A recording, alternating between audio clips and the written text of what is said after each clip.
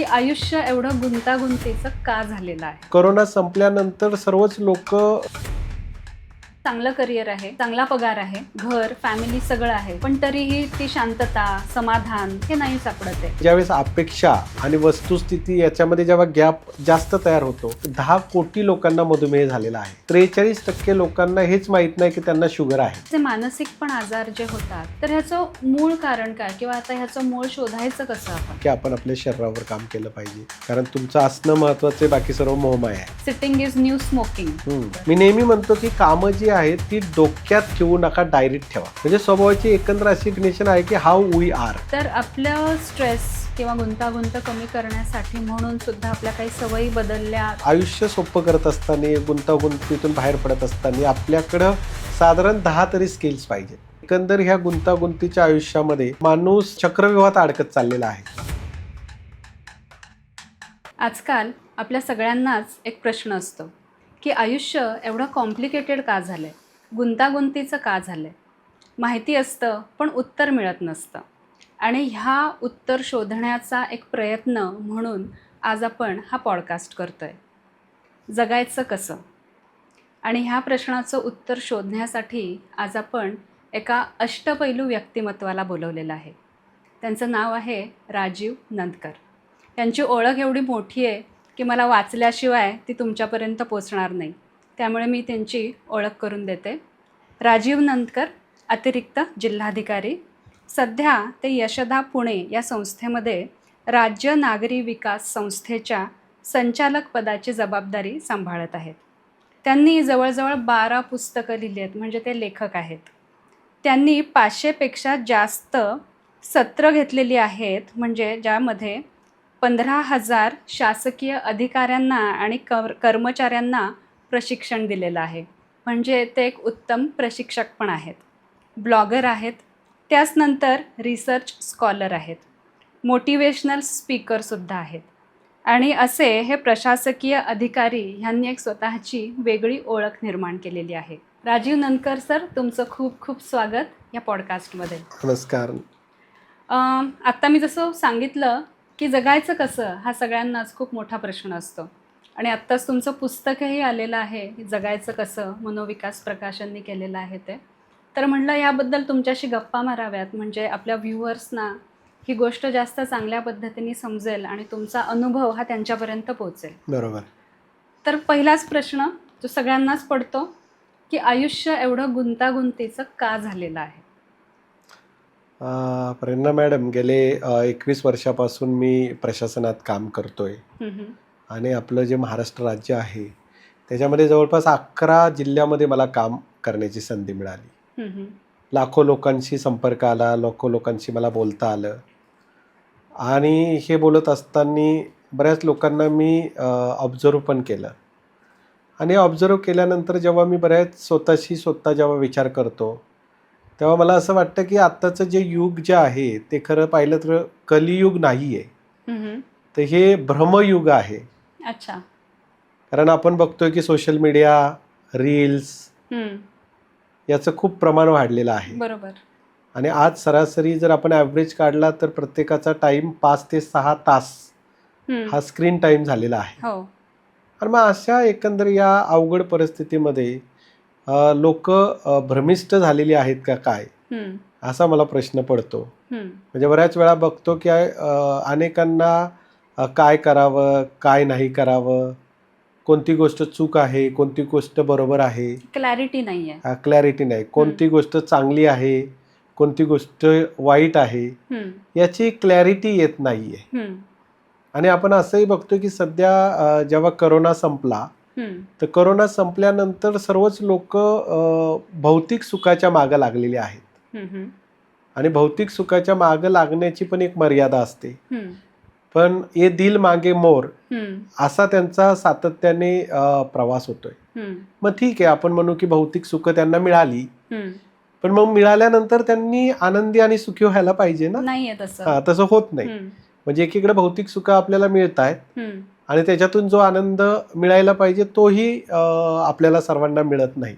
म्हणजे तेच आहे की आजकाल चांगलं करिअर आहे, चांगला पगार आहे, घर फॅमिली सगळं आहे, पण तरीही ती शांतता समाधान हे नाही सापडत आहे. हां, तर याच्या मागे जेव्हा सखोलतेने मी अभ्यास करतो, चिंतन करतो, मनन करतो, विश्लेषण करतो, त्यावेळेस मला असं लक्षात येतं की लोकं जी आहेत ती फक्त स्वतःच्या विकासावर कॉन्सन्ट्रेट करतायत. हं, वास्तविक त्यांनी पहिला स्वतःचा शोध घेणं गरजेचं आहे, हं, हं, की मला नक्की काय हवंय, मला नक्की काय करायचंय, हं, मला नक्की काय पाहिजे, हे सर्व शोधामध्ये येतं. हं, आणि जोपर्यंत मला काय हवंय हं, हे कळत नाही, हं, तोपर्यंत माणूस कोणत्या भौतिक सुखाकडे जाणार किंवा तो काय करणार याची क्लॅरिटी त्यांना येऊ शकत नाही. हं, आणि त्याच्यामुळे ह्या गडबडीमध्ये, गोंधळामध्ये लोक फसलेली आहेत. हं.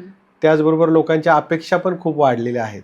बरोबर. आणि मग ज्यावेळेस अपेक्षा आणि वस्तुस्थिती याच्यामध्ये जेव्हा गॅप जास्त तयार होतो, हं, त्यावेळेस परत तणाव वाढतो. हं, नातेसंबंधामध्ये सुद्धा काही एवढं चांगलं वातावरण नाहीये. हं, बऱ्याच लोकांचे नातेसंबंध ताणले गेलेले आहेत. हं, त्याच्यामुळे पण लोकांचा दबाव वाढतोय, स्ट्रेस वाढतोय. हं, त्याच्यानंतर नातेवाईक असतात, मित्र असतात. हं, यांच्याशीही आपल्याला समायोजन करताना अनेक डिफिकल्टी येत आहेत. हं, तर एकंदर कौटुंबिक स्तरावर असेल, त्यानंतर सामाजिक स्तरावर असेल हं, आणि सर्वात महत्त्वाचं म्हणजे वैयक्तिक स्तरावर. हं, तिन्ही स्तरावर आपल्या सर्वांनाच, म्हणजे त्याच्यामध्ये तुम्ही आल्या, मी आलो, हं, आपल्या सर्वांनाच या तिन्ही स्तरावर आपण ज्याला म्हणतो ना ॲडजस्ट करणं, हं, हे ॲडजस्ट करता येत नाहीये सध्या. आणि त्याच्यामुळं हं. सर्वांचंच लाईफ जे आहे ना ते अत्यंत क्लिष्ट आणि गुंतागुंतीचं झालेलं आहे. म्हणजे हे बॅलन्स होत नाही आहे आणि ते बॅलन्स कसं करायला पाहिजे ह्याच्याबद्दलच आपण जरासं सोल्युशन शोधलं पाहिजे. म्हणजे आता जेव्हा आपण हे म्हणतोय तेव्हा वैयक्तिक स्तरावर जेव्हा म्हणतो तेव्हा शारीरिक, मानसिक, भावनिक ह्या सगळ्याच स्तरांवरती ह्याचा ह्या गुंतागुंतीचा किंवा ह्या कॉम्प्लिकेशन्सचा हा परिणाम होतोय. तर हा जो परिणाम होतोय हा कशा पद्धतीने परिणाम होतोय? बऱ्याच वेळा आपल्याला असं आपले मित्र किंवा मंडळी किंवा नातेवाईक किंवा आपले सहकारी हं, बऱ्याच वेळा असं दिसतात की खूप ओढतायत, म्हणजे कामाच्या ठिकाणी ओढतायत, कुटुंबाच्या ठिकाणी ओढतायत. हं, आणि ते असंही म्हणतात की हो माझं बरं चाललंय, चांगलं चाललंय, हं, मी पुढे जातोय, माझे टार्गेट्स पूर्ण करतोय. हं, पण ह्यावेळेस तो विसरून जातो की शरीर जे आहे मानसिक आणि शारीरिक स्तरावर हं, त्याला असंख्य समस्या निर्माण होत आहेत. हं. जसं आपण म्हणतो की डायबिटीस आहे किंवा मधुमेह आहे, ज्याला आपण हो. हृदयरोग म्हणतो, हं, किंवा मग उच्च रक्तदाब आहे, हं, हं, मायग्रेन आहे, हं. किंवा लठ्ठपणा पण आता हो. मोठ्या प्रमाणावर वाढतोय. हं, तर हे सर्व आजार जे आहेत ना हे सायलेंट किलर आहेत. हं. त्यामुळे हे आजार ज्यावेळेस तुम्हाला होतात हं, त्यावेळेस तुम्हाला लगेच लक्षात येत नाही. हं, आज मधुमेहाचं जर प्रमाण आपल्या देशातलं हं. बघितलं तर जवळपास 10 कोटी लोकांना मधुमेह झालेला आहे. हं, आणि असंही एक संशोधन सांगतं की 43% लोकांना हेच माहीत नाही की त्यांना शुगर आहे. हं, हं, जर आपण हृदयरोग किंवा उच्च रक्तदाबाची जर माहिती घेतली हं, तर त्याच्याबाबतही साधारण हीच परिस्थिती की जवळपास देशभरामध्ये 20 कोटी हं, उच्च रक्तदाबाने लोक परेशान आहेत. हं, तर शारीरिक स्तरावर हे अत्यंत घातक असे इफेक्ट होत आहेत, म्हणजे सायलेंट किलर टाईप ह्या गोष्टी होत आहेत. हं, त्यामुळे बऱ्याच वेळा बघा की 8 दिवस गेले, 15 दिवस गेले की आपल्याला एक बातमी ऐकायला मिळते की अरे याचं बायपास झालं, हं, याचा स्टेन टाकला, हं, याचा ब्रेन हॅमरेज झाला. हं. तर अशा गोष्टी ह्या ऐकायला आता पूर्वी एवढ्या जास्त मिळतायत. मिळायच्या नाहीत. हं. कधीतरी ऐकायला मिळायचं. बरोबर. आता अगदी जवळच्या लोकांचंच हे आपल्याला ऐकायला मिळते. हं, हे झालं शारीरिक स्तरावर. हं, दुसरं एक आहे की मानसिक स्तर. हं. मानसिक स्तराकडे तर आपण भारतीय लोकांनी तर पूर्णतः दुर्लक्ष केलेलं आहे. हो. WHO ची जरी व्याख्या आपण पाहिली आरोग्याची, हं, तर त्याच्यामध्ये आरोग्य म्हणजे फक्त शारीरिक आरोग्य नाही, हो. तर मानसिक आरोग्याची सुद्धा त्यांनी व्याख्या केलेली आहे. बरोबर. तर मानसिक आरोग्यामध्ये सुद्धा ज्याला आपण चिंता म्हणतो, इंग्लिशमध्ये त्याला आपण अँझायटी म्हणू, हं, किंवा मग नैराश्य आहे ज्याला आपण हं. डिप्रेशन म्हणतो, हं, किंवा झोपेचे समस्या आहेत ज्याला आपण हो. इन्सोमेनिया म्हणतो. हं, तर ह्या समस्या सुद्धा लोकांमध्ये ह्या गुंतागुंतीच्या आयुष्यामुळे हं, खूप वाढलेल्या पाहायला मिळत आहेत. हं, अमेरिकेमध्ये एक संशोधन झालं, त्या संशोधनामध्ये असं सांगण्यात आलं हं, की जी लोक मानसिक आजाराने त्रस्त आहेत हं. त्याच्यापैकी 85% लोकांना माहीतच नसतं की ते मानसिक रुग्ण आहेत म्हणून. बरोबर. कारण हे मान्यच केलं जात हां, नाही. आपल्या सोसायटीमध्ये हं. तर मला नैराश्य आहे किंवा मला चिंता आहे, हम्म. हे सुद्धा आपण दुसऱ्याला सांगण्याचं धाडस करत नाही. बरोबर. तर डॉक्टर आणि समुपदेशकाकडे जाणं हम्म. ही तर फार दूरची गोष्ट आहे. हो. आणि त्यामुळे ह्या संशोधनामध्ये असे पण निष्कर्ष आले की ज्यांना मानसिक आजार आहे असं माहीत झालेलं आहे, हम्म. त्याच्यामध्ये सुद्धा 85% लोक हे डॉक्टर किंवा समुपदेशाकडे जात नाहीत. हम्म. आणि त्याच्यामुळे ह्या समस्या वाढत चालल्यामुळे हम्म. एकंदर ह्या गुंतागुंतीच्या आयुष्यामध्ये हम्म. माणूस चक्रव्यूहात अडकत चाललेला आहे. हम्म. म्हणजे तो एक दरवाजा उघडण्याचा प्रयत्न करतोय तर दुसरा दरवाजा बंद होतोय, हम्म. एक चक्रव्यूह उघडण्याचा प्रयत्न करतोय तो दुसऱ्या चक्रव्यूहामध्ये अडकतोय. हम्म. अशी एकंदर परिस्थिती निर्माण झालेली आहे. म्हणून मी म्हटलो की सध्या हे कलियुग नाही तर भ्रमयुग आहे. मार्ग सापडत नाही. मार्ग सापडत नाही. शारीरिक आजार होतात तर हे तर सगळ्यांना माहितीच आहे, पण आता हे जे मानसिक पण आजार जे होतात तर ह्याचं मूळ कारण काय, किंवा आता ह्याचं मूळ शोधायचं कसं आपण? जर आपण आपल्याला प्राचीन अध्यात्माचा इतिहास आहे, आपल्याला सर्वांना माहिती आहे. आज फिलॉसॉफीमध्ये आणि सायकोलॉजीमध्ये पण खूप काम झालेलं आहे, हे पण आपण पाहिलेलं आहे. सायकोलॉजी, फिलॉसॉफी आणि स्पिरिच्युअलिटी या तिन्ही शास्त्रांना जर एकत्र केलं तर त्याच्यामध्ये असं सांगण्यात आलेलं आहे की मानसिक स्तरावर मन, बुद्धी आणि अहंकार ह्या 3 गोष्टी कार्यरत असतात. म्हणजे सर्वात आधी असते ती बुद्धी, मग त्याच्यानंतर मन आणि त्याच्यानंतर अहंकार. तर बऱ्याच वेळा आपलं जे मन आहे, मनाचे 2 प्रकार आपण ऐकलेले असतील. एक असतं सचेतन मन आणि एक असतं अचेतन मन, ज्याला आपण कॉन्शियस आणि सबकॉन्शियस माइंड म्हणतो. जे आपलं सचेतन मन आहे, कॉन्शियस माइंड आहे, त्याचे पण परत 2 प्रकार येतात. त्याच्यामध्ये एक आहे विचारी मन आणि एक आहे भावनिक मन. ओके. तर आज आपण पाहतोय की सरासरी एका व्यक्तीने साधारण 56,000 दिवसभरामध्ये विचार केले, थॉट्स आणले डोक्यामध्ये, तर he is a normal person. पण हे आपल्या हातात नाहीये. हा, आपल्या हातात नाही. कारण का, आता आपलं आयुष्य गुंतागुंतीचं झालंय. आणि त्यामुळे असं झालंय ना सध्या की हे जे 56 ते 60,000 विचार नॉर्मल माणसाच्या डोक्यामध्ये किंवा मनामध्ये यायला पाहिजे, त्याच्याऐवजी आज सर्वांनीच 1,00,000 विचाराची पातळी क्रॉस केलेली आहे. बरोबर. त्याच्यामागे बरीच कारण आहेत. म्हणजे आपण वेगवेगळ्या गोष्टीला एक्सपोज होतोय, वेगवेगळ्या घटना आपण सोशल मीडियावर पाहतोय, आणि त्यामुळे थॉट प्रोसेस वाढणार याच्याबद्दल काही दुमत नाहीये. स्क्रीन टाइम पण ह्याच्यामध्ये स्क्रीन टाइम पण ऍड करतोय, किंवा मग आता आपण न्यूज चॅनल बघतो वेगवेगळे, त्याच्यामध्ये पण खूप म्हणजे त्याला ग्लो करून दाखवलं जातं किंवा अवांतर दाखवलं जातं. तर याच्यामुळे हे एक्सपोजर वाढल्यामुळे जे आपण विचारी मन आहे ते जास्त विचार करायला लागलेलं आहे, आणि त्याच्यामुळे थॉट प्रोसेस माणसाची प्रत्येकाची वाढली. मग त्याच्यामध्ये जरी सकारात्मक थॉट असले तरी निगेटिव्ह थॉट आहेत, रिपीटेड थॉट आहेत, याचा पण प्रॉब्लेम झालेला आहे. दुसरं एक मन आहे ज्याला आपण भावनिक मन म्हणतो. म्हणजे आता जर आपण बघितलं ना की थॉट प्रोसेस वाढली ना की ज्या भावना पण ज्या आहेत ना त्या अशा एक्स्ट्रीम लेवलला दाखवल्या जातात. म्हणजे एखाद्याला अचानक राग येतो, एखाद्याला अचानक भीती वाटायला लागते, एखाद्याला अचानक दुःख होतं, एखाद्याला अचानक अशी निराशा येते. म्हणजे भावनांवर कंट्रोल राहत नाही. भावनांवर कंट्रोल राहत नाही. म्हणजे एक्स्ट्रीम लेवलला त्या अप डाऊन करतायत. त्याचा जो आलेख आहे तो उंच जातोय. वास्तविक भावना आयुष्य जगण्यासाठी आवश्यक आहेतच. बरोबर. आणि मग हे जे द्वंद्व आहे याला आपण द्वंद्व म्हणतो. विचाराचं आणि भावनेचं द्वंद्व आहे ते कायम आपल्या मनामध्ये, मेंदूमध्ये, बुद्धीमध्ये चालू असतं. आणि मग त्याचा स्ट्रेस जो आहे ना तो अंतर्गत स्ट्रेस तयार होतो.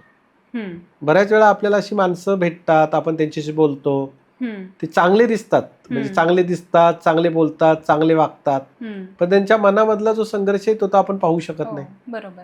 आणि त्याच्यामुळे ह्या मनाचं जे द्वंद्व आहे, विचारांचं, भावनेचं, त्याच्यामुळे स्ट्रेस वाढतोय. दुसरा आहे बुद्धी. बुद्धी म्हणजे काय की विवेक आणि तर्क याच्या आधारे निर्णय घेणे. परंतु आज असं दिसतंय की प्रत्येक वेळेस विवेक आणि तर्क लागू केला पाहिजे एखादा निर्णय घेताना, पण आज विवेक आणि तर्क कोणी लावायला तयारच नाही. त्यांना एवढं खोलवर जायचंच नाहीये. बरोबर. आणि त्यामुळे लोकांचे डिसिजन पण चुकतायत. बऱ्याच वेळा घाईघाईत डिसिजन घेतले जातात. का, तर त्याच्यामध्ये तर्क लावलेला नसतो, विवेक लावलेला नसतो. आणि तिसरा जो मुद्दा सांगितला मी, अहंकार. आज अहंकार तर खूप मोठ्या प्रमाणावर वाढलेला आहे. म्हणजे मी केलं, माझ्यामुळे झालं, हे माझ्यामुळे होतंय, हे माझ्याशिवाय शक्यच नव्हतं.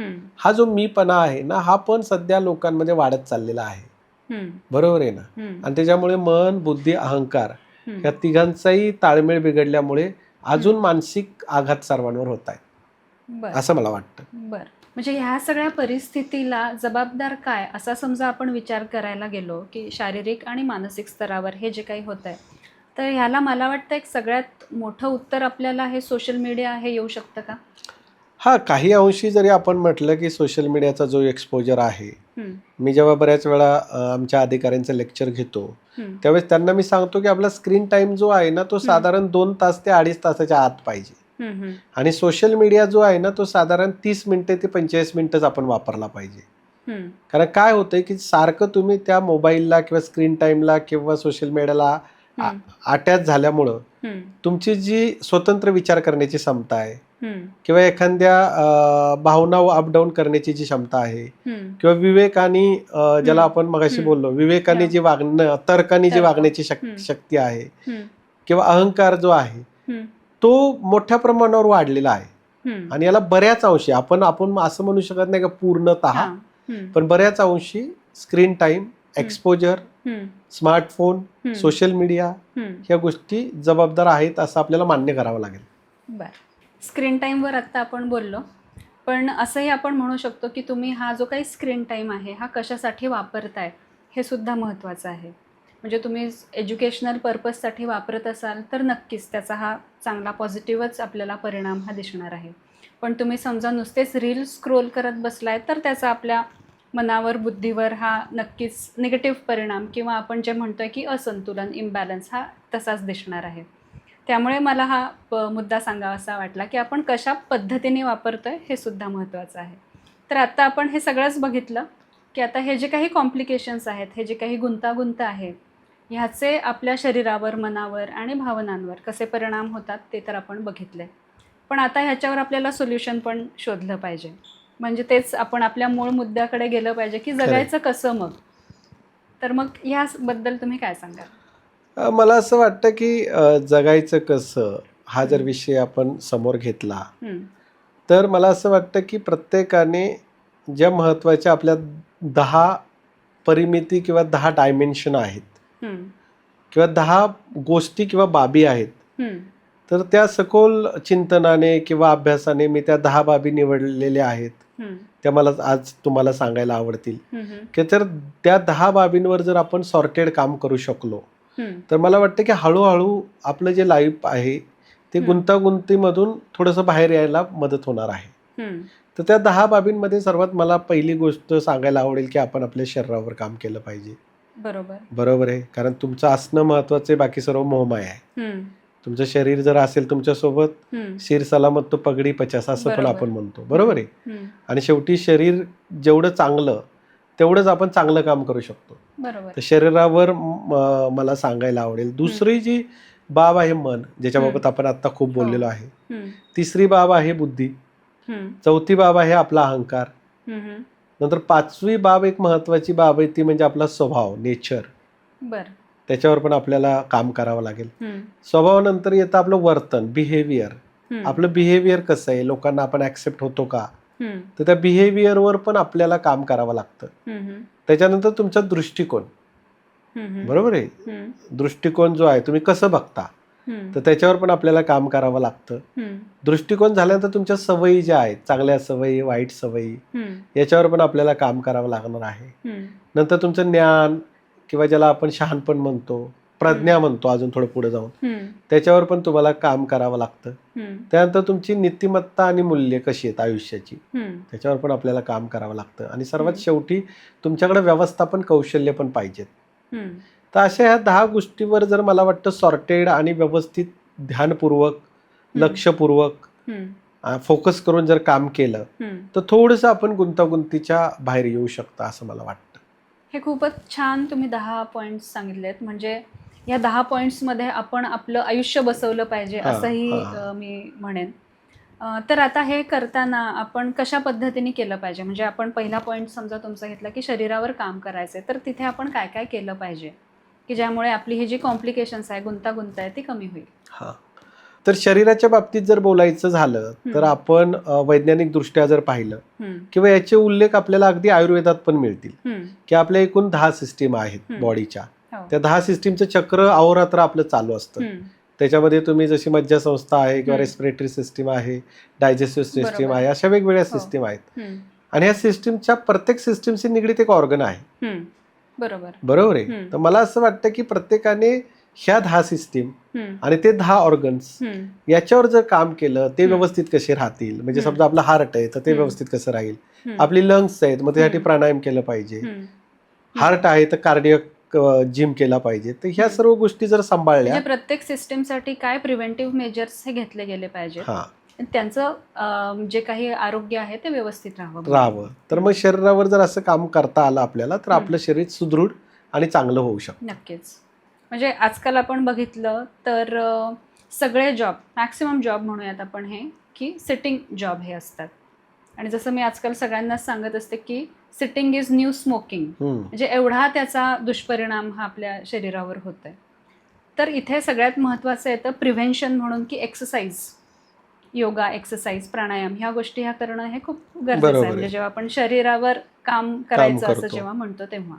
त्यामुळे प्रत्येकानेच आपल्या शरीरावर काम करायला सुरुवात केली पाहिजे. बऱ्याच बरोबर. वेळा लोक शरीराकडून काही जोपर्यंत रिस्पॉन्स येत नाही हम्म. किंवा जोपर्यंत शरीर त्याला इंडिकेटर दाखवत नाही बरोबर. तोपर्यंत त्या शरीराला काहीतरी यंत्र आजार झाल्याशिवाय हा, आपण बघतच हा, नाही त्या हा, शरीराकडे. यंत्रासारखं वापरत राहतो आपण. हम्म. म्हणजे नुसते एखाद्या मोटरसायकलमध्ये डिझेल टाकून ती पळवत राहतो. हम्म. तिचं ओव्हर ऑइलिंग करायला पाहिजे, तिचं ग्रेसिंग करायला पाहिजे, ते हम्म. सर्व्हिसिंग करायला पाहिजे. बरोबर. तिथं मात्र आपण करतो, हम्म. मात्र आपल्या बॉडीमध्ये फक्त आपण जेवण करतो आणि बॉडी पळवत राहतो बरोबर. आणि मग अचानक काहीतरी गडबड होते. तर आता तुम्ही सांगितलं की शरीरावर काय पद्धतीने काम केलं पाहिजे, तर तसंच मनावरही काम करणं हे गरजेचं आहे. तर त्याबद्दल तुम्ही काय सांगाल? कारण आपण जे म्हणतो की मन हे खूप चंचल आहे, त्यानंतर ओव्हर थिंकिंग किंवा अँझायटी हे जे काही आहेत हे मानसिक आजार हे खूप आजकाल बघायला मिळतात.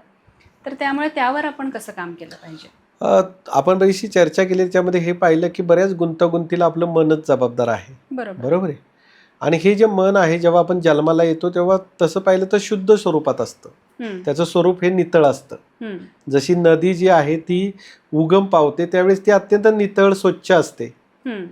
तिचं पात्र सुद्धा छोटं असतं नदीचं. हम्म. पण जशी जशी ती समुद्राकडे जायला लागली हम्म. का तिचं पात्र पण वाढत जातं, तिचा गढूळपणा पण वाढत जातो आणि तिचा दूषितपणा पण वाढत जातो. मनाचं पण तसंच आहे. हम्म. मनावर आपले 5 इंद्रिय संस्कार करत असतात. हम्म. आणि बरोबर. जसं जसं आपण ग्रो होत जातो तसं तसं हे जे इंद्रिय आहेत, म्हणजे आपण काय ऐकतोय, काय बोलतोय, हम्म. बरोबर आहे, काय पाहतोय, हे सर्व संस्कार त्या मनावर होतात. हम्म. आणि मग हळूहळू मन जे आहे ना ते आपलं दूषित होत जातं. हम्म. आणि त्याच्यामुळे आपण सातत्याने आपलं मन शुद्ध राहण्यासाठी सकारात्मकतेची त्रुटी जसं आहे, सकारात्मक विचाराची त्रुटी फिरवावं लागते सारखी सारखी सारखी. हम्म. मग ते मन जे आपलं गढूळ झालेलं आहे ना हम्म. ते हळूहळू हळूहळू स्वच्छ होत राहतो. आणि शिवाय आपण काय पाहतोय, काय बोलतोय, काय ऐकतोय हे सुद्धा थोडंसं आपल्याला कंट्रोल करता आलं पाहिजे. हम्म. मग मन म्हणजे आपलं आपण जे करतोय ते खूप माइंडफुली केलं पाहिजे, हां. विचार करून केलं हो. पाहिजे, तर आपल्या मनावर आपल्याला जास्त संस्कार, चांगल्यापणे हां. कंट्रोल पण करता येईल, हां. बॅलन्स करता येईल. चांगले संस्कार होतील मनावर. तर असं हे मन जे आहे हे सांभाळणं हे खूप गरजेचं आहे. तर याबद्दल काही मार्गदर्शन करा. हां, आपल्याला सर्वांना माहिती आहे की मनाला तसं नियंत्रणात आणणं, हम्म. ओके, किंवा कंट्रोल करणं, तर हे तसं पाहिलं तर खूप अवघड गोष्ट आहे सामान्य हम्म. माणसासाठी. हम्म. बरोबर आहे ना. अगदी ऋषी मुनींपासून गेले 5,000 वर्षापासून मनावर काम चाललंय की ते हम्म. नक्की त्याला व्यसन कशी घालायची. बरोबर. बरोबर आहे ना. हम्म. कारण ते चंचल आहे, विचारी आहे, आज इथं असतं उद्या तिथं हम्म. जातं. हम्म. मग अशा मनाला जर आपल्याला नियंत्रित करायचं असेल तर सर्वात महत्त्वाचं म्हणजे मनापासून इंद्रिय जी आहेत आपली 5 इंद्रिय ही दूर करता आली पाहिजेत. हम्म. बरोबर आहे. त्यांचं जे जवळचं कनेक्शन आहे ना ते आपल्याला कनेक्शन थोडंसं लांबवता आलं पाहिजे, तोडता आलं पाहिजे. हम्म. म्हणजे जसं आपल्याला गुलाबजामुन खाऊशी वाटतो हम्म. पण आपल्याला माहिती आहे की आपल्याला डायबिटीस आहे. बरोबर. म्हणजे मन आणि इंद्रिय याच्यातले हातात द्वंद्व आहे. बरोबर आहे ना. हां. पण आपण जर ठरवलं की नाही मी नाही खाणार, हम्म. म्हणजे याचा अर्थ असा की आपण जे इंद्रिय आहे ते दूर नेलं. हम्म. बरोबर आहे. एखादी गोष्ट चुकीची आहे ती आपण पाहतोय हम्म. पण आपल्याला मनाने सांगितलं की नाही हे नको करू, हम्म. आपण ती गोष्ट नाही पाहिली. हम्म. तर अशा प्रकारे जी 5 इंद्रिय आहेत ती मनापासून दूर घेऊन जावी लागतात. हम्म. आणि त्यानंतर दुसरा एक उपाय आहे की आपल्याला साधना करावी लागते. हम्म. एकदा साधना सुरू केली मग साधनेचे अनेक प्रकार आहेत. हम्म. त्याच्यामध्ये प्राणायाम आहे, बरोबर. योग आहे, आसन आहे, ध्यान आहे, अगदी सत्संग सुद्धा आहे. अशा गोष्टी जर आपण करायला लागलो, पहिलं म्हणजे मनापासून इंद्रिय दूर न्या, मनाला साधनेमध्ये अडकावा आणि साधना सुरू करा. आपोआप तुमचं मन हळूहळू हळूहळू तुमच्या नियंत्रणात येईल. म्हणजे आजकाल सगळीकडे खरं तर हेच बोललं जात आहे की तुम्ही योग, प्राणायाम, मेडिटेशन ह्या गोष्टी जेव्हा सुरू कराल तेव्हा आपोआप तुम्हाला जे काही मानसिक स्तरांवरती जे काही आजार आहे, स्ट्रेस आपण सिंपल गोष्ट म्हणूयात, ती कमी होण्यासाठी मदत होणार आहे. अगदी बरोबर. आणि हीच गोष्ट आजकाल लॅकिंग आहे की आपण ह्या गोष्टीकडे वळत नाही. तर हे करणं गरजेचं आहे. हे मला सगळ्या व्ह्युअर्सना पण सांगायचं आहे की आपल्या मनावर काम करण्यासाठी म्हणून सिंपल मेडिटेशन, प्राणायाम हे करणं हे खूप गरजेचं आहे. आणि सरांनी आत्ता तेच सांगितलेलं आहे. पण तुमचं तिसरं डायमेन्शन तुम्ही जे सांगितलं होतं बुद्धी, याबद्दल काय सांगाल? आपल्याला सर्वांना माहिती आहे की आपला सर्वात महत्त्वाचा जर ऑर्गन असेल तर तो मेंदू आहे. आणि तसं पाहिलं तर मेंदूमध्येच मनाचं अस्तित्व असतं. आणि आपल्याला हेही सांगायला आवडेल मला की आपल्या शरीरामध्ये जी काही ऊर्जा तयार होते, एनर्जी तयार होते, त्याच्यापैकी 30% ऊर्जा फक्त मेंदू घेत असतो. आणि त्याच्यामुळे आपला जो मेंदू आहे तो चांगल्या पद्धतीने कसं काम करेल याच्यावर आपल्याला सातत्याने काम करावं लागतं. तर त्याच्यासाठी मनाला त्या मेंदूला खाद्य पुरवावं लागतं. जसं पुस्तक वाचन आहे. बऱ्याच वेळा आता आपण बघतोय की लोक पुस्तकच वाचत नाही. पुस्तकं वाचल्यानंतर त्याच्यामध्ये काय लिहिलंय, म्हणजे असं म्हटलंय जातं ना की जिथं माणसं बोलायची बंद होतात तिथं पुस्तकं बोलायला लागतात. आणि त्यामुळं ह्या मेंदूला आपल्याला वेगवेगळ्या चांगल्या चांगल्या प्रकारचं खाद्य पुरवावं लागतं. त्याच्यामध्ये ते खाद्य पुरवण्यामध्ये सर्वात पुढे असतात ती पुस्तकं. त्यामुळे आपण चांगली चांगली पुस्तकं वाचली पाहिजेत. त्यानंतर मी मगाशी उल्लेख केला की तर्कबुद्धी आणि विवेकबुद्धी याच्या आधारे आपण निर्णय घेतले पाहिजेत.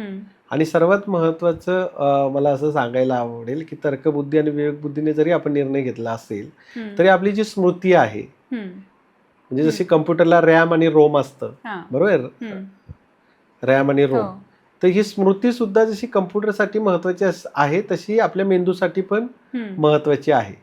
आणि त्यामुळे मेंदूमध्ये आपण अनावश्यक गोष्टींची गर्दी नाही केली पाहिजे. ज्या ज्या गोष्टी चांगल्या आहेत, ज्या ज्या गोष्टी आपल्या विकासासाठी आवश्यक आहेत, अशाच गोष्टींचं भर आपण मेंदूच्या स्मृती केंद्रामध्ये घातली पाहिजे. बरोबर. पण आता अशाच गोष्टींची घातली पाहिजे हे आपल्याला समजतंय, पण तशी घातली जात नाहीये. आणि मग परत आपण बहुतेक हे मेडिटेशन आणि प्राणायामकडेच येतो की तुम्हाला योग्य काय आहे हे समजण्यासाठी म्हणून सुद्धा मेडिटेशन आणि प्राणायाम करणंच हे गरजेचं आहे. अगदी खरंय. आणि त्याच्यामध्ये मला अजून एक ऍड करायला आवडेल की बऱ्याच वेळा आपण ज्या काही गोष्टी सुचतात किंवा गोष्टी आठवतात किंवा गोष्टी आपण पाहतो तर त्या आपण लिहून ठेवायला पण शिकलं पाहिजे. ओके, एकदा त्या लिहून ठेवल्या ना की मग मेंदू थोडासा हलका होतो. बरोबर. आपण काय करतो, बऱ्याच गोष्टी मेंदूमध्ये ठेवायचा प्रयत्न करतो आणि त्यामुळे मेंदू जड होऊन जातो. आपल्याला काही कामं करायची आहेत तर आपण टू डू लिस्ट तयार करतो. बरोबर. मी नेहमी म्हणतो की कामं जी आहेत ती डोक्यात ठेवू नका, डायरीत ठेवा. आणि मग त्याच्यामुळे मेंदू थोडा थोडा हलका होतो आणि कामं वहीवर आल्यामुळे ती पण गतीने होतात. एक आत्ता मागच्याच आठवड्यात मला एक कुठे मी असाच व्हिडिओज बघितलाय की त्याच्यामध्ये सांगितलं होतं की तुम्हाला रोज रात्री तुम्ही लिहायची सवय ठेवा. काय लिहायचं तर आज दिवसभरात काय झालं, मग ते चांगलं असेल वाईट असेल जे काही असेल ते लिहून काढायचं. म्हणजे ते जी गोष्ट आहे ही आपल्या मेंदूतून बाहेर पडते. म्हणजे आपला जो स्ट्रेस जो वाढतो अकारण, तो स्ट्रेस कमी करण्यासाठी म्हणून ही एक चांगली सवय ही आपल्याला लावता येईल. अगदी खरं. तुम्ही जे 10 डायमेन्शन्स सांगितले होते त्याच्या पुढच्या डायमेन्शन्सकडे जाऊयात आपण. स्वभाव, वर्तन आणि दृष्टिकोन हे पण तुम्ही सांगितलं होतं. तर ह्याच्यावर आपण कशा पद्धतीने काम करू शकतो? आपण बऱ्याच वेळा ऐकतो ना की याचा स्वभाव असा आहे, तिचा स्वभाव असा आहे आणि स्वभाव कधी बदलत नाही, ही अशीच का वागते, हा रागीटच का आहे. मला वाटतं की आपल्या गुंतागुंतीच्या आयुष्यामध्ये स्वभाव पण बऱ्यापैकी जबाबदार असतो. स्वभाव तसा पाहिला तर हा मूलभूत आहे, अंगभूत आहे आणि अनुवंशिक सुद्धा आहे. बरोबर. त्याच्यामुळं सायंटिफिकली पण हे प्रूव्ह झालेलं आहे की अप टू 80% स्वभाव तुमचा चेंज होऊ शकत नाही. परंतु आपल्याला स्वभावाच्या मुळे होणारे दुष्परिणाम जे आहेत ते आपण कमी करायला शिकलं पाहिजे. म्हणजे समजा माझा स्वभाव जर रागीट आहे तर बऱ्याच वेळा मी बोलायचं टाळलं पाहिजे. किंवा मला असं वाटतं की इथे वाद व्हायची शक्यता आहे, तिथे आपण दूर राहिलो पाहिजे. म्हणजे स्वभावाची एकंदर अशी डेफिनेशन आहे की हाऊ वी आर, आपण कसे आहोत. म्हणजे मग हे आधी आपल्याला स्वतःवर काम करावं लागेल की माझा स्वभाव कसा आहे ते आधी समजून घेणं आणि तो ऍक्सेप्ट करणं आणि स्वभावाचे दुष्परिणाम टाळणं. हा बरोबर. स्वभावाचे दुष्परिणाम टाळणं, तर हे व्हायला पाहिजे. दुसरं आपण वर्तनाकडे जाऊ. वर्तनाला इंग्लिशमध्ये म्हणतात हाऊ वी ऍक्ट, म्हणजे आपण कसं ऍक्ट करतो. बरोबर आहे. वर्तन म्हणजे काय की तुम्ही समजा उदाहरणार्थ तुमच्या घरी तुमचे मित्र आले आणि मित्र आल्यानंतर आपला मुलगा तिथे बसलेला आहे किंवा आपली मुलगी तिथे बसलेली आहे आणि अशा वेळेस ते उठून जातात, तर त्यांना थोडंसं वाईट वाटतं की आपण आलो त्याच्यामुळे हे उठून गेले. तर वर्तन असं असतं. तर हे वर्तन जे आहे ना, याच्यावर पण आपल्याला काम करावं लागतं आणि वर्तन जे आहे ते बदलू शकतं. जसं स्वभावावर आपण मान्य केलं की नाही बदलू शकत, पण जर आपण वर्तनावर काम केलं की बाबा आपण आपलं सकारात्मक वर्तन आहे, नकारात्मक वर्तन आहे, बरोबर ना, आपलं चिडचिड वर्तन आहे, तर याच्यावर आपण काम केलं तर वर्तन बदलू शकतं असं मला वाटतं. आणि त्यामुळं आपलं वर्तन, आपलं बिहेवियर इतरांना खटकतं का, इतरांना अडचणीचं ठरतं का, इतर लोक आपल्या वर्तनामुळे दूर जात चालले तर नाहीत ना, याची पण चाचपणी आपण केली पाहिजे. तिसरा जो मुद्दा आहे ज्याला आपण दृष्टिकोन म्हणतो, त्याला इंग्लिशमध्ये आपल्याला म्हणता येईल हाऊ वी सी. बऱ्याच वेळा आपल्याला असं उदाहरण दिलं जातं ना की अर्धा भरलेला ग्लास आहे, मग आपल्याला सांगितलं जातं की 2 विचार असतात तिथे, म्हणजे 2 दृष्टिकोन असतात. एक दृष्टिकोन असा असतो की तो म्हणतो की अर्धा भरलेला आहे आणि एक म्हणतो की अर्धा रिकामा आहे. आणि त्याच्यामुळे आपण जगाकडे, इतरांकडे, स्वतःकडे कोणत्या दृष्टिकोनातून बघतो ना, याच्यावर पण आपण सर्वांनी काम केलं पाहिजे. त्यामुळे स्वभाव, वर्तन आणि दृष्टिकोन ह्या 3 ज्या डायमेन्शन आहेत ह्या पण तितक्याच महत्वाच्या आहेत आणि मला वाटतं याच्यावर आपण सर्वांनी चांगलं काम करणं अपेक्षित आहे. बरोबर. म्हणजे इथे हेच गोष्ट महत्वाची वाटते की म्हणजे आपण स्वतःला समजून घेतलं पाहिजे आधी की मी कशी आहे, मी कसा आहे, आणि ते पुन्हा आपण ते लिहून की माझ्यातले हे वीकनेस आहेत आणि माझ्यातल्या ह्या चांगल्या गोष्टी आहेत, माझ्यातल्या ह्या वाईट गोष्टी आहेत, आणि मगच आपण त्याच्यावर काम करू शकतो. म्हणजे तेच आहे की आधी जे काही आहे ते आधी अनालिसिस करा आणि मग ह्याच्यातलं आपल्याला काय सुधारलं पाहिजे हे ठरवता आलं पाहिजे. अगदी खरं. पुढच्या डायमेन्शन्सकडे जाऊयात आपण. तुम्ही जे म्हणलं होतं नैतिकता आणि मूल्य, तर ह्याच्याबद्दल तुम्ही काय सांगू शकाल? नैतिकता आणि मूल्य जी आहेत, खरं पाहिलं तर ती आपल्या संस्कृतीचा आधार आहेत. बरोबर. आपण जे काही ज्याला आपण सिव्हिलायझेशन म्हणतो किंवा आपण कल्चर म्हणतो किंवा आपण आपल्या परंपरा म्हणतो, याच्यामध्ये ही नीतिमत्ता आणि मूल्य रुजलेली आहेत. मूल्यांच्या बाबतीत जर सांगायला गेलो आपण तर ती एक आदर्श आहेत आपल्यासाठी, आणि नीतिमत्ता जी आहे ती आपल्याला कसं वागायचं हे शिकवते. आणि त्याच्यामुळे आपण आयुष्यामध्ये काहीतरी आदर्श घेऊन चाललो पाहिजे की आजच्या जगामध्ये त्याचा आपल्याला वानवा दिसते. आणि नीतिमत्ता म्हणजे जे चांगलं आहे, जे समाज उपयोगी आहे, जे कुटुंबाला उपयोगी आहे, अशी नीतीच्या प्रमाणे आपण काम केलं पाहिजे. आणि त्याच्यामुळे मला वाटतं की नीती मूल्यांवर पण आपण काम जर सुरू केलं तर आपलं जे गुंतागुंतीचं आयुष्य आहे ते थोडंसं साधं, सोपं, सरळ होऊ शकतं. सवयी हा पण एक तुम्ही त्या डायमेन्शन्समध्ये सांगितलं होतं. तर आपलं स्ट्रेस किंवा गुंतागुंत कमी करण्यासाठी म्हणून सुद्धा आपल्या काही सवयी बदलल्या तर ते सोपं होऊ शकतं का, हे एक मला आवडेल जाणून घ्यायला. सवयी म्हणजे काय तर रिपीटेड बिहेवियर. जसं आपण म्हणतो ना की माणूस सवयीचा गुलाम असतो, बरोबर आहे. तर त्याप्रमाणे सवयी ज्या आहेत त्याचे 2 प्रकार असतात. एक असतं वाईट सवयी आणि चांगल्या सवयी. चांगल्या सवयीबाबत तर आपण बोलणार नाही, पण वाईट सवयी ज्या आहेत त्या आपण आपल्या आयडेंटिफाय केल्या पाहिजेत की बाबा ह्या माझ्या 10 वाईट सवयी आहेत. आणि मला माहिती आहे की तुम्ही लगेच आता बटन दाबलं आणि तुमच्या वाईट सवयी संपल्या असं होणार नाही. बरोबर. तर सवयी ज्या वाईट सवयी आहेत त्या घालवण्यासाठी त्याच्यावर तुकड्या तुकड्यामध्ये काम करावं लागतं. एकदम ती जाऊ शकत नाही. समजा तुमचा जर स्क्रीन टाइम जसं आपण म्हटलं की 6 तास आहे आणि तुम्ही आज ठरवलं की नाही आजपासून मी 1 तासच स्क्रीन बघणार, असं होऊ शकत नाही. त्यामुळे तुम्ही काय ठरवलं पाहिजे की बाबा आता दर आठवड्याला मी अर्धा तास स्क्रीन टाइम कमी करेल आणि मग जेव्हा 2 महिने होतील त्यावेळेस तुमच्या लक्षात येईल की आपण 6 तासावरनं 3 तासावर आलेलो आहे. तर अशा प्रत्येक ज्या ज्या वाईट सवयी आहेत ना, समजा तुम्ही उशिरा उठतायत रोज सकाळी 8 वाजता 7:30 वाजता उठतायत, तुम्ही आज काय ठरवता की उद्या 4:30 वाजता उठायचं, पण असं होत नाही ना. तर तुम्ही काय ठरवलं पाहिजे आधी की उद्या मी 7ला उठेल, मग काही दिवस 7ला, मग 6ला आणि मग 5:30ला उठेल. असं सवयीवर काम करावं लागतं. आता हे मी जेव्हा पेशंटला सांगते ना तेव्हा हे तरी मी खूप कमी सांगते. म्हणजे कसं सांगते की तुम्ही 1 आठवडा 15 मिनिटं आधी उठा. गुड. मग तुम्ही ते फक्त 15 मिनिटं हे तुम्ही कमी करत जा. गुड. कारण एवढं आपण नाही करू शकत की अर्धा तास जरी म्हटलं तरी ते आपल्याला अरे बापरे मी खूप लवकर उठले असं होतं. सवयी सोडायचा पण स्ट्रेस येतो. खूप अवघड असतं. त्यामुळे हे अगदीच आपण म्हणूयात की 1 स्टेप ॲट अ टाइम, असं ते अगदी बेबी स्टेप्स केल्या तर त्या वाईट सवयी सोडणं जरा सोपं होऊ शकतं. तुम्ही मगाशी ज्ञान प्रज्ञा हे पण एक डायमेन्शन सांगितलं, तर त्याच्यावर आपण कसं काम करायचं? आपण बऱ्याच वेळा एक गल्लत करून बसलेलो आहोत. आपल्याला इन्फॉर्मेशन, नॉलेज आणि विजडम, ज्याला आपण माहिती, ज्ञान आणि प्रज्ञा म्हणतो. तर आपण आज असं झालंय की तिन्ही गोष्टी एकच आहेत असं आपण गैरसमज करून घेतलेला आहे. वास्तविक इन्फॉर्मेशन, नॉलेज आणि विजडम ह्या 3 भिन्न गोष्टी आहेत. इन्फॉर्मेशन काय, माहिती म्हणजे काय, जी आपल्याला सहजरित्या उपलब्ध होते. म्हणजे व्हॉट्सअपवर एक मेसेज आला तर ती फक्त माहिती स्वरूपात असते. पण त्या माहितीवर ज्यावेळेस आपण तिचं विश्लेषण करतो, तिचे निष्कर्ष काढतो, त्यावेळेसच त्याची ज्ञानामध्ये रूपांतरित होतं. आणि तिसरं मी सांगितलं तुम्हाला प्रज्ञा किंवा विजडम. जेव्हा हे निष्कर्ष किंवा जे विश्लेषण आहे किंवा जे ज्ञान आहे त्याचा ज्यावेळेस आपण चांगल्या गोष्टीसाठी वापर करतो त्यावेळेस मग तो प्रज्ञा होते, विजडम होते. त्यामुळे माझं असं मत आहे की आपण आपलं लाईफ जे आहे ते सोपं करत असताना फक्त माहिती आणि ज्ञानावर काम न करता प्रज्ञेवर, ज्याला आपण विजडम म्हणतो, त्याच्यावर पण आपण काम करायला सुरुवात केली पाहिजे.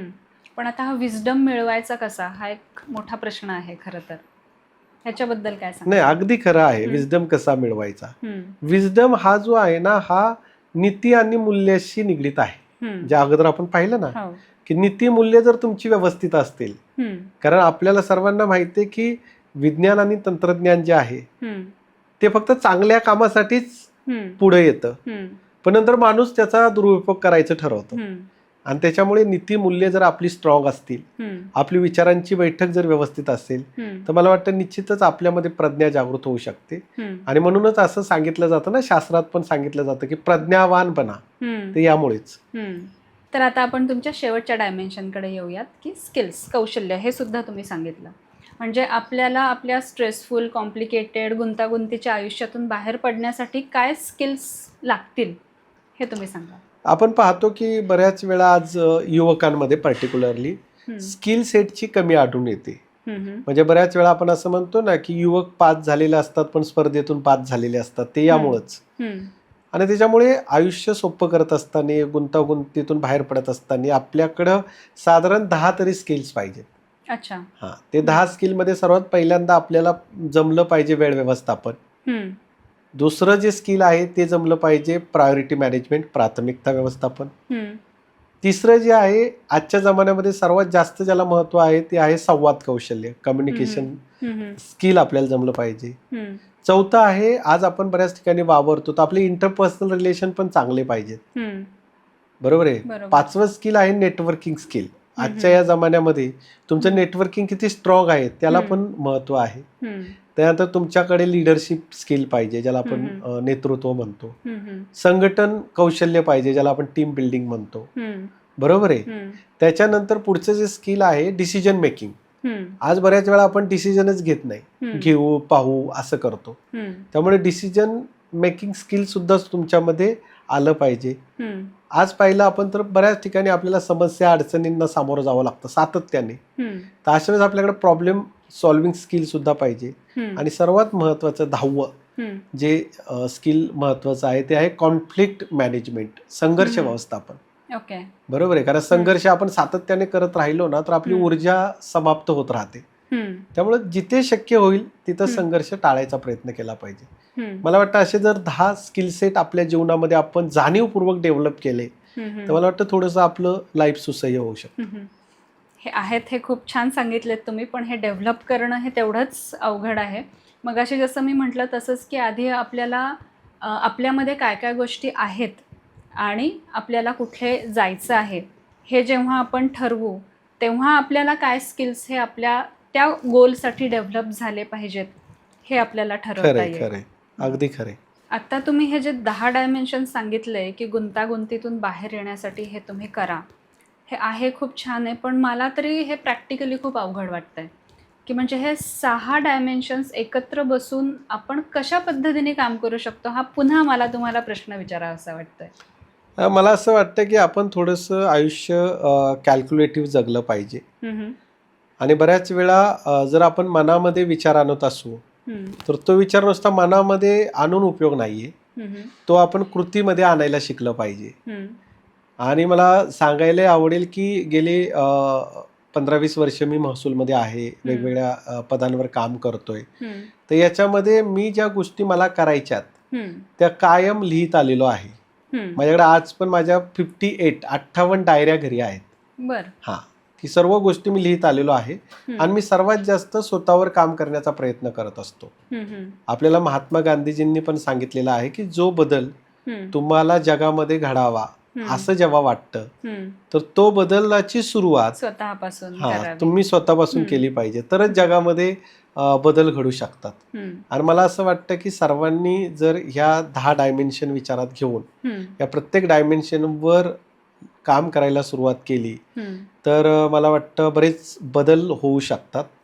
आणि मला असं वाटतं की जग बदलेल, जगामध्ये खूप चांगलं काहीतरी होईल अशी अपेक्षा न ठेवता आपण स्वतः बदलू हे जास्त महत्वाचं आहे. म्हणजे हे आज तुम्ही खूपच चांगल्या पद्धतीने सांगितलेलं आहे की आपण स्वतःवर आधी काम केलं पाहिजे आणि मग ते आपण दुसऱ्यांना सांगितलं पाहिजे. ही एक सगळ्यात महत्त्वाची गोष्ट. आणि स्वतःवर काम करणं हे का गरजेचं आहे.